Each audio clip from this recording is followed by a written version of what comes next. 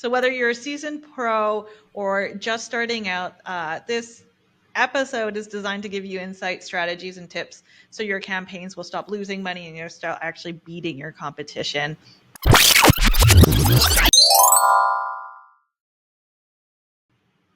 Hi everyone, welcome to the PPC Gals YouTube channel, your go-to source for actionable lessons by two PPC experts, not one. My name is Ameet. I'm the owner and founder of HopSkip Media. We're an online marketing agency specializing in Google and Meta ads. I'm also a university instructor, a speaker, top 100 PPCers globally, and I also have 15 years of experience in the industry. And this is my co-host, Sarah. Hello, I'm Sarah, and I own my own company, and I do Google Ads training and development for brands and agencies. I also am a top 100 PPCer, and I've been doing it 17 years, but that's only to tell Ameet that I have 2 more years on her. Which is fine. I'll take it. You're way smarter than me, so I'm going to credit those 2 years on that one. So. Depends on the day, right? So we're excited to take you on a deep dive on keyword match types today. So business owners and ad managers sometimes have trouble understanding match types, how they work, which could lead to them losing money, which could help lead to them gaining money. So we're going to do that for you this week. So whether you're a seasoned pro or just starting out, this episode is designed to give you insight, strategies, and tips so your campaigns will stop losing money and you'll start actually beating your competition.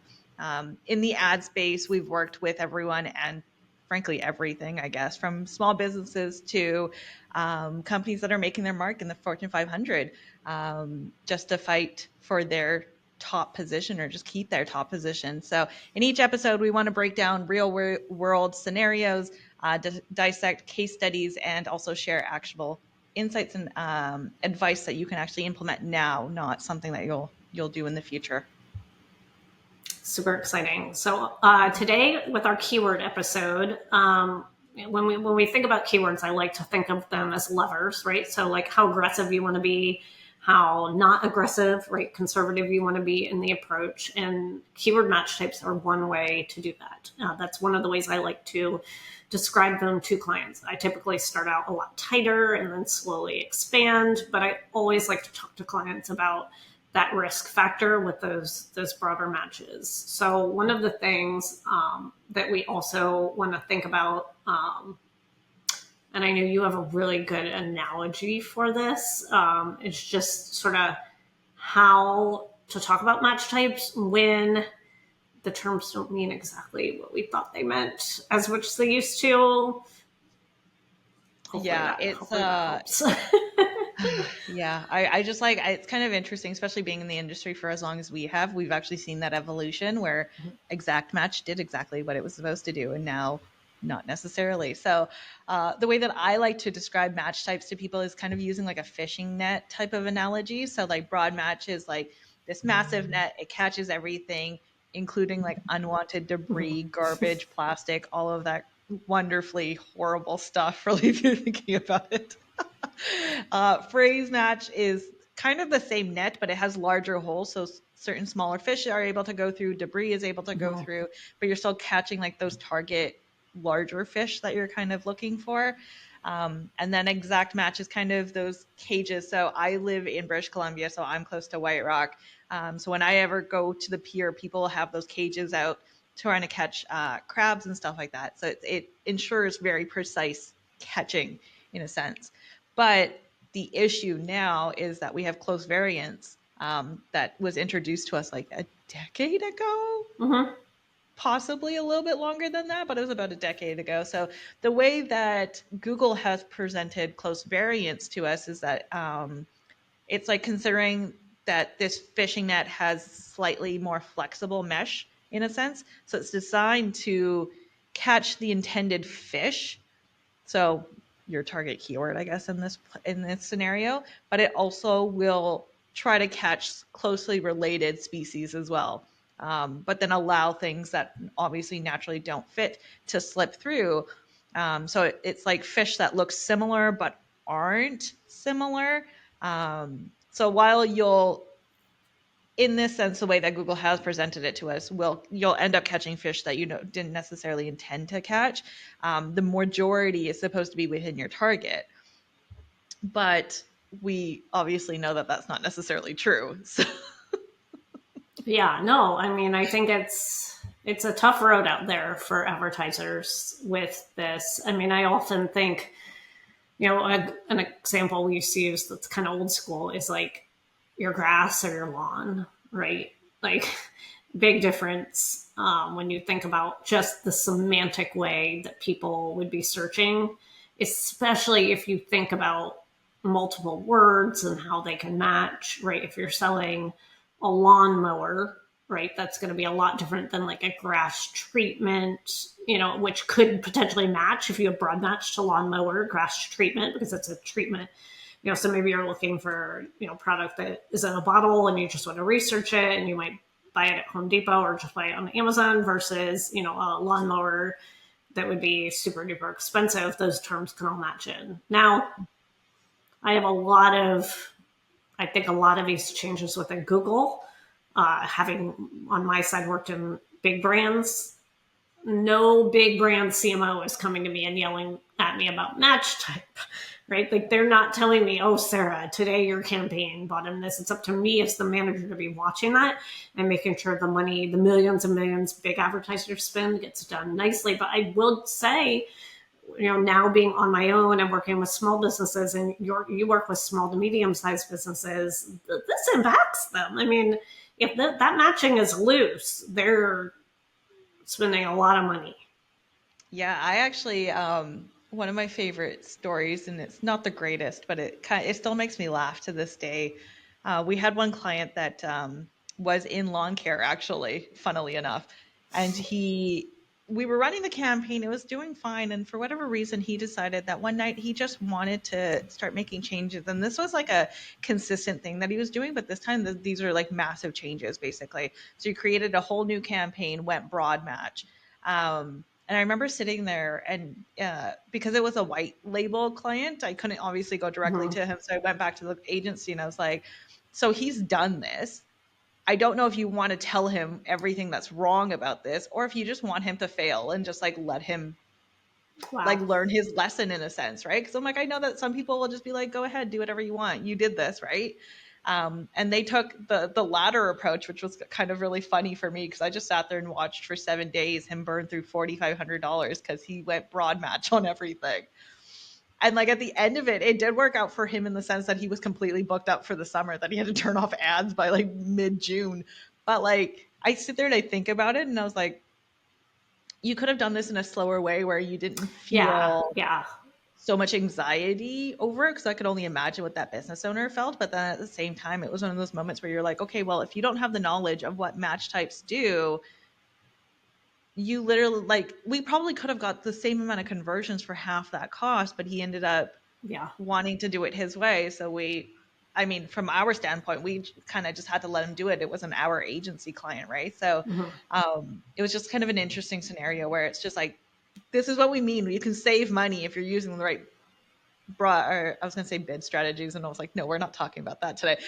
Keyword match types, um, simply by just like being a little bit smarter about it, and especially if you're going broad, having a little bit more control on that.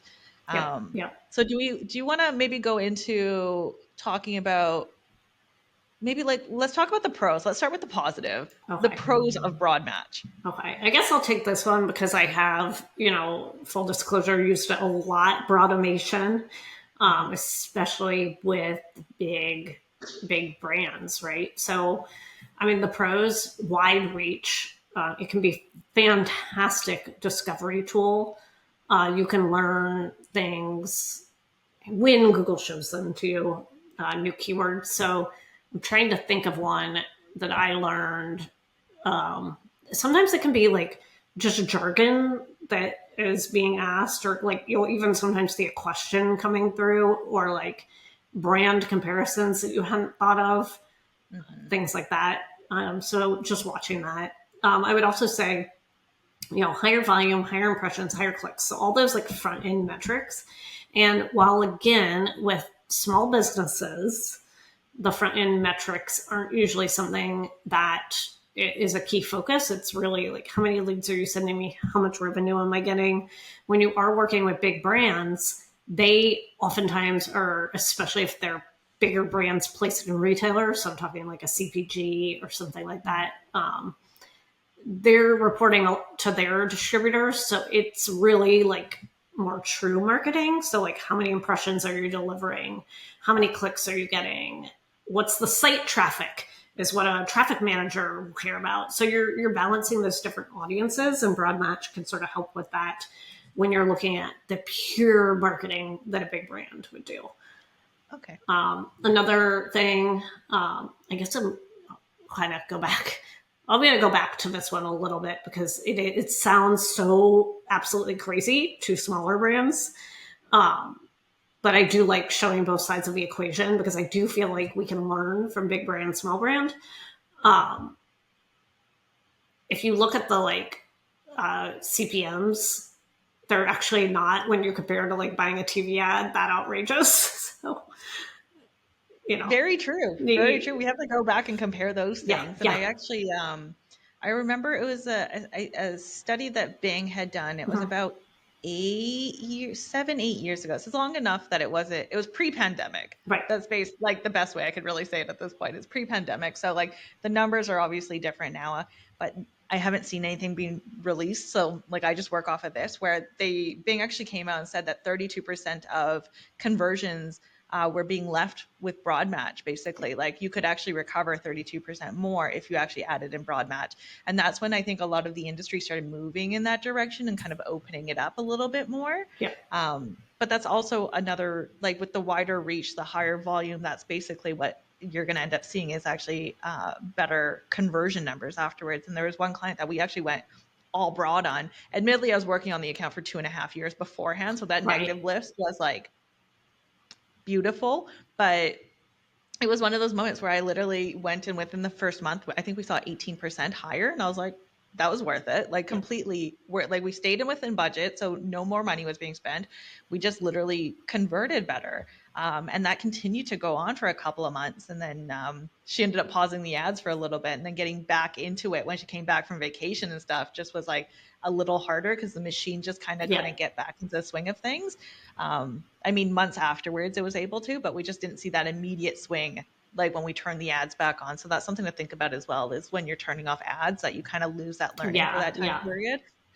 But that's a different discussion for a different day. Yeah. So what do we want to say, or what do you think? Not even what do we want to say. What do you think are the cons for broad match? So obviously the waste, right? Like that's something that a lot of companies are going to be very, very sensitive to. CPCs can be higher. I say can be because, that's going to be a very like the standard it depends answer. And then again, like a metric that you'll never hear, but how do I put this? I think us doing a YouTube channel, part of our opportunity is to get to educate, right? So to be truthful, right? And so if I'm being truthful, sometimes clients will just get obsessed with a metric that doesn't matter. And they're so guilty of this with impression share. Like they'll read one article from one expert that's like impression share. They're like, what is my impression share? And they'll be a broad match. So the impression share isn't going to look that great. And then I'm like, dude, and I shouldn't say dude, but we are women and we do like that side of us. It's usually going to be a dude. That's like, dude, man, I'm going to change it to all exact match and then your impression share is going to look good. But now I'm going to have a tighter campaign that might not bring as many conversions. So I think there's like when you get so focused on a metric that doesn't like make sense to the business, it can in turn like allow the search manager to like take you for a ride. Not that we would, but. Well, that's the thing with the industry is that really picking and choosing the right agency for you. But then at the same time, budgets kind of come into play too, right? Which again is a different conversation for a different day. And I don't want to go down that rabbit hole because I know that both of us will continue going. But like, this is why it's so important to, especially if you're working with agencies, to really truly vet them. Don't take them at face value. Look at what their case studies are. Look at what their industry reputation might be. those kind of things, even like reviews from past clients, if you can actually have, if they're able to, if like one of their existing clients is willing to talk to you, that's a really great opportunity as well to kind of just get a better understanding of whether or not this agency might be a good fit for you, but also an agency that's hopefully not going to waste your money on maybe all broad match, which is an account that I actually took over about 8 years ago. It was strictly all broad match. And then the conversions were page views. Yeah. And I remember just sitting there just going, someone tell me who thought that this was a good idea. Like, I need to talk to that person.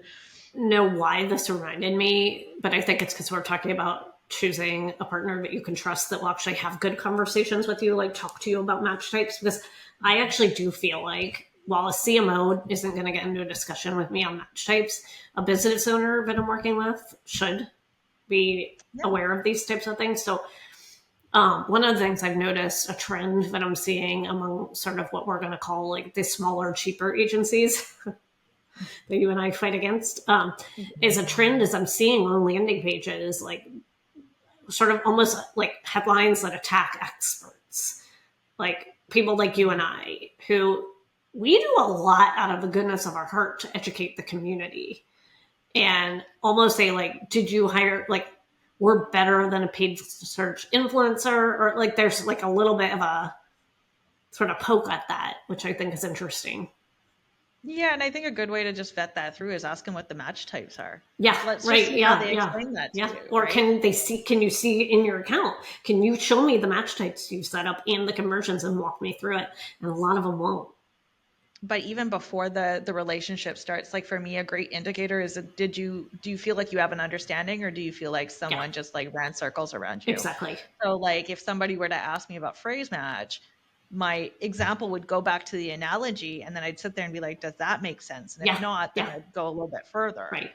Because at the end of the day, I want that person to walk out and be like, yes, I understood what she was telling me. Mm-hmm. I feel more confident, right? Like for us, it's always been like a thing where we want to make sure our clients feel more confident. So like all of our clients, actually, I shouldn't say all of them, but most of them, I would at least very hope that they actually have somewhat of an understanding of what match types are just based off of the education that we do with our own clients. That makes sense. So I think like a great thing, just to segue back into the keyword conversation, like going over phrase match, which personally these days is probably my favorite, because we'll get into it, but exact match just isn't exact match anymore. But like, I like the middle ground. I like playing it a little bit safer. So I'm not the agency owner who's going to pick up the new feature, the new tool right off the bat. I'm going to leave it for about a month. I'm going to let my peers do all the trial and testing.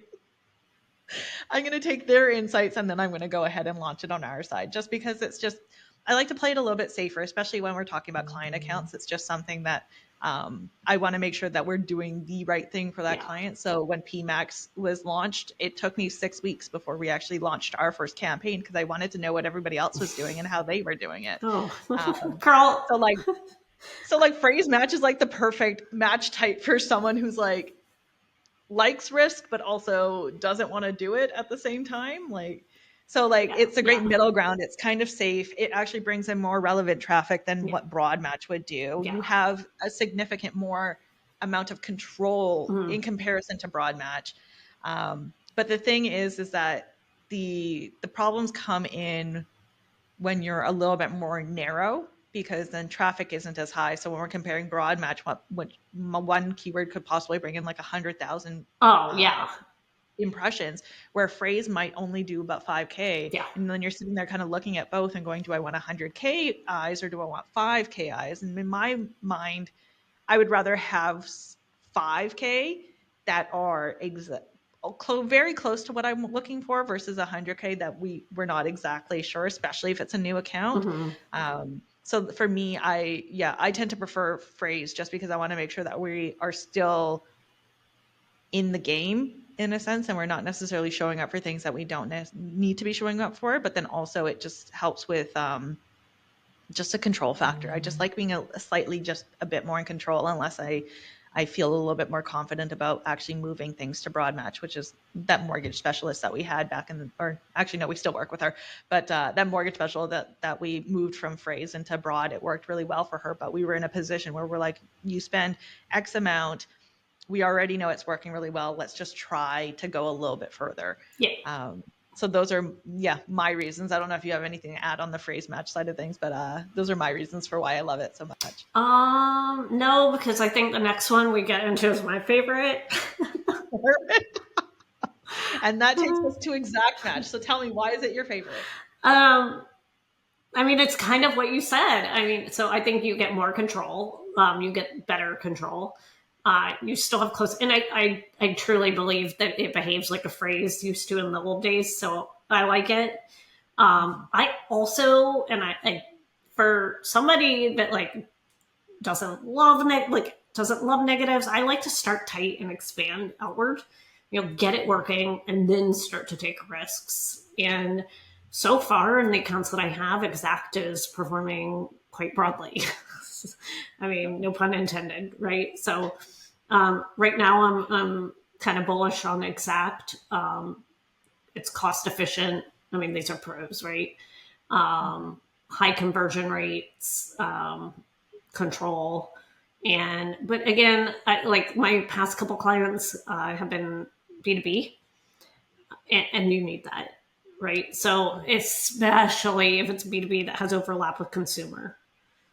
So I have like a healthcare B2B. So like it's a healthcare product. I'm trying to be vague, right? So a healthcare product that could overlap with like you just calling the doctor if you have an issue. Okay. And so like any of that broad match would literally be matching to like health issue, hospital, call my hospital now. Couldn't, ask a doctor type stuff. So I had to just be really, really careful about those terms and just keep them tight and just accept that close variant was dangerous enough. That's fair. I feel like we need to probably touch on close variants just a little bit more because we use the analogy, but I don't think we actually said what close variance actually really is. So like, I mean, Google presented it as a way to broaden our reach a little bit more. And at one point it was just an option. Like we literally click a box and choose close variants. And now it's just in the platform in itself. And essentially it's just basically to broaden out the exact match. But what we've noticed over the years is that it basically has turned exact match into more of a broad match type of scenario where we give them the keywords. We say, hey, let's say web development Edmonton is probably a relatively decent example because there was an account that I had worked with on an agency where they were web developers and they had chosen web development Edmonton as an exact match. And what they were showing up for was not that. Because obviously Google just sat there and was like, okay, well, there's some kind of relation. And they would show up for home development because the word development was in there. And they were like, maybe these are the same things. And then because they were a web dev agency, they didn't know anything about negatives. So they were just spending this money thinking that these ads weren't working at all. And then once I stepped in, I was like, oh God, like my friends, at that point, I just called him and I'm like, you're never touching this account again. It's mine. Like, well, with that exact match, I mean, this wasn't like on the agenda, but we can enjoy this part. So do you mix match types among campaigns? So like, I will say for me, absolutely.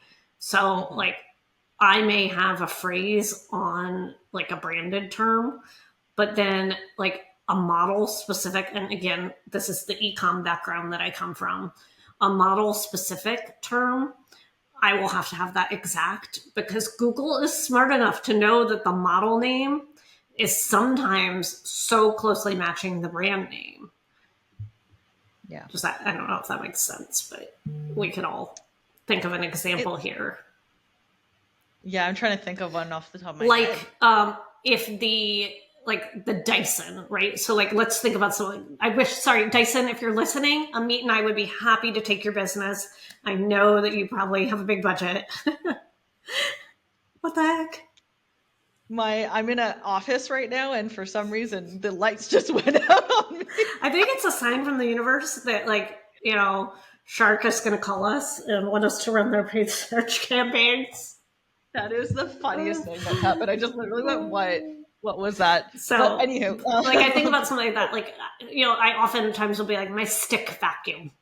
I stick vacuum, right? And so if you're like, the like, I don't know, the Dyson stick vacuum, that, Yeah. sometimes is synonymous with, or the model number. I mean, I've seen Google match a model number to my brand name. So exact in model campaigns, and then, a phrase potentially in a branded campaign. Okay, fair enough. So are there additional, I guess, considerations that you would want to suggest to the audience? I mean, missed opportunities, right? So, like, I always tell clients, if you're in a growth phase, if you're comfortable with the uncomfortable, be okay with broad and let that in. You use your fishing analogy. I use my like muscle growth analogy. Like, if I'm trying to Okay. grow and lift a ton of weight, like, I don't even want to say the term, but it's ass moves mass. You got to like build up you got to eat some food and bring in some fat with your muscle. Like, Gotta take your creatine and your protein you do, shakes, you gotta, and so I feel like it's same with campaigns. You gotta bring in some ass. That is totally You gotta fair. I bring in think some extra stuff. for me, it's kind of nailing down the importance of negative keywords, Yeah, because I've just seen that too. the before and afters Yeah, one too many time. yeah, Because then at least it helps, especially when we're talking about exact and phrase and wanting to keep them exact and phrase. yeah, Negative keywords really help with actually ensuring that yeah, happens. yeah, Obviously, it's not foolproof. Um, Google is a platform that has a mind of its own. So there's only so much that we can do, but it's a really great way to mitigate some of that risk and refine that targeting and avoid those irrelevant yeah, clicks. So those are like kind of like one of the, like, literally when people start talking about match types, that's like where my mind goes first off, where it's just, are you adding negatives? And sometimes, especially if you're a beginner, the answer is you kind of a no. mm-hmm. And then you're a little bit more seasoned. You'll be like, oh, maybe I haven't updated it Yeah, as frequently as I should have. And those are just random little things that kind of just happen. And then kind of going back to something that you said, which is like kind of mixing and matching within the ad groups, like remembering that one size doesn't fit yeah, all as well.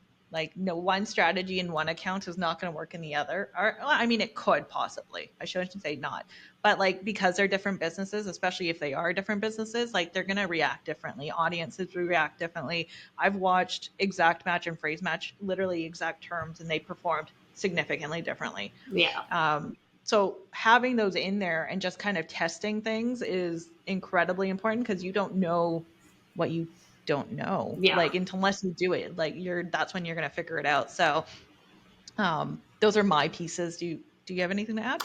Yeah, I mean, not having one size fits all, I think, is important. And then, I guess to add to your A/B test, depending on how you want to A/B test, you can literally go into an experiment and build a broad campaign and build an exact campaign, same ads, and then A/B test and split that 50-50. Yeah. So a lot of people don't know that you can do experiments right in the platform, and they'll run until it's statistically significant or to stop that. And I think that's a cool feature. Hmm. Yeah, it is. That Have is. you ever done So that if or no? I feel like I have, it's just not coming to my mind right Yeah. now. But you do it a Amazing. lot again. I feel like in big There's businesses, so much. yeah, there is. There's There's just so so much. much that I'm like, I probably have done these things.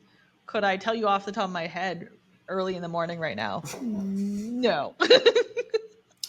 Get it. I get it, my friend. I didn't sleep as well as I should have last night, so it's kind of on me. But to kind of close this out, do Yes. you want to, or actually, not even do you want to, what's your one actionable tip that you would want to give to the audience? So I would say my actual tip, just think about risk balancing and budget, right? So um, sometimes people just want like 3 to 4 great keywords. So just, do you want low volume? Balance that with the risk of That's fair. exploring more. So mine's somewhat kind of related. Mine's more consolidation. I'm a big fan of consolidating. I like things in tight little boxes, Mhm. keep it in one area. So for me, having max amount of keywords is something that's really important. obviously the philosophy of everyone on my team is slightly Yeah. different. Some believe that bigger is better and some are kind of on my end. So we kind of work together just to figure out how that should look. But I usually don't really like seeing more than 15. Oh yeah, If I'm yeah, yeah. absolutely desperate, I'll do 20, but that's probably as high as I'll go. Um, and that's only just because I don't want, because at that point, if you can get up to about 20 keywords in an ad group, you can split that Yeah, yeah. like very easily. That can be split out. So you want to just make sure that um, the traffic that you're getting in that particular ad group is relevant to the ad copy as well. Right. Because then at that point, you're just talking to too many people, Yeah. and that just doesn't work as well. So I like to have everything kind of consolidated into tight little boxes, with a max of about 15, 20 if I'm absolutely desperate. Mhm. But yeah, do you have a keyword limit on your end, or I'm is it tight. just Like kind of? I want to say like 3 or 4 or 5, and then just along that same theme, like my ad groups, I group semantically, and it goes along with that psychological thing, like what you type in, what the person searches. Well, the query should match the term, then put into the ad copy, so they see that over and over again. At least some of your headlines. Mhm. Um, so yeah, I mean, and then I also don't have too many ad groups, like 3, 4, 5 tops. I keep things tight. And because it is our YouTube channel, I can say I do fully believe that every Google account follows the 80-20 rule, which is the 80% of your results are coming from 20% of your efforts or keywords. And Mhm. I will I will ride that one till it dies. Like it is a statistical universal law. That's fair. I'm with you on that one. I feel like even if we were to open up all of our accounts to actually take a look at it, I think we would probably see something similar Yeah. anyway. Um, so yeah, I'm with you on that one. Uh, so I think the last thing that I kind of just want to leave everybody with is just one kind of just a repetition of what we've kind of said. Um, keywords, keyword match types are just one part of the Yes. platform to consider. There's so many other variables in Google Ads, which is why so many people hate doing our jobs, which makes it better for us because we love doing it, right? Like I love the nitty gritty of it. But just to remember matching what you deem to be good match types in your account with negatives so that way you can point the algorithm in the right direction is really truly what we're trying to do here. Hmm. So just, I mean, think carefully about the keywords that you're or the match types that you're going to be using. But I think on my end, at the very least, I care more about the negative side of things. Like I want to make sure that we're actually going in that right direction. So consider your match types, but also don't forget negative keywords. Mhm. That's kind of basically it. But yeah, so thanks for joining us today. We really do appreciate it. Make sure you like this episode and subscribe to our channel so you can be notified of new episodes that we drop every single week. And also comment below and let us know what other topics you want us to go over because we want to make sure that we're talking and teaching you guys about stuff that you actually want to learn. Yeah, so we'll see you guys soon. All right, bye.